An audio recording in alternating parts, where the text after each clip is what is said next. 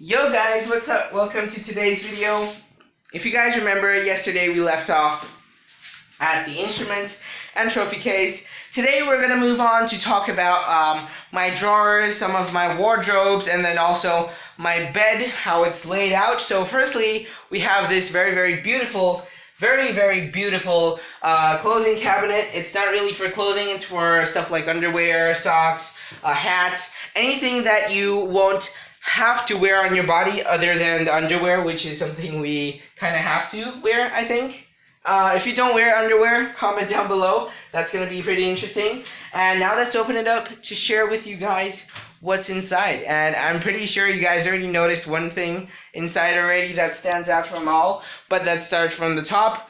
Over top here we have all of the caps from not only mine, but also my mom's and also some of my grandparents. So there would be some baseball caps of Taiwanese teams. I kind of don't really know them since I'm not really into sports yet, but I'm pretty sure we'll be getting into that pretty soon since the FIFA World Cup is ongoing and sports are a big part of our world. And then over here we have some handkerchiefs, some what do you call this? They're basically masks that you can put on your head. And then we have some belts and the underwear, obviously. And then moving down one, we have our ties and bow ties, anything that is formal related. And I know you guys are noticing this one. Don't you think it is just so cool? It's so customized. Well, I have to share this with you guys. I actually made this myself. At 4th grade, so as you guys can see, there are some burly edges that I didn't really complete. So basically how these ties work is that you would sew them inside out and then flip it around so that they will have these rounded edges, and then you would sew up like this really tiny hole that you have to have in order to flip it inside out. So that's going to be the only part that's going to be outside in and sewed outside in. So basically what I'm saying is that the part that you flip it outside around, the seams won't be that good. And since it's silk, and if you guys know, silk cloth actually separates really easily, and I didn't have any experience working with cloth before, so I kind of messed it up, and a lot of parts have these burly edges. But in the end, we still succeeded making a sword tie that we actually did wear for one day. And I think, will I be wearing it again? Hopefully, but I'm not sure if I will still be able to, because it's actually shorter than most ties because I was still a kid then, and also we didn't have enough cloth, so that is one of my biggest concerns, but I'm definitely looking forward to wearing it again. And then we have some ties also on display. Basically it's clipped in with the top board, which is interchangeable, so that's why I pull it out, slot them inside, and then push it back to keep it in place. And then we have some ties from thin to thick depending on the occasion, and different colors depending on the occasion. We have some darker ones, some brighter ones if we need to stand out, some golfing ties if we go to golfing, some tennis ties if we go tennis or badminton-ing, and then some these are actually made in Japan.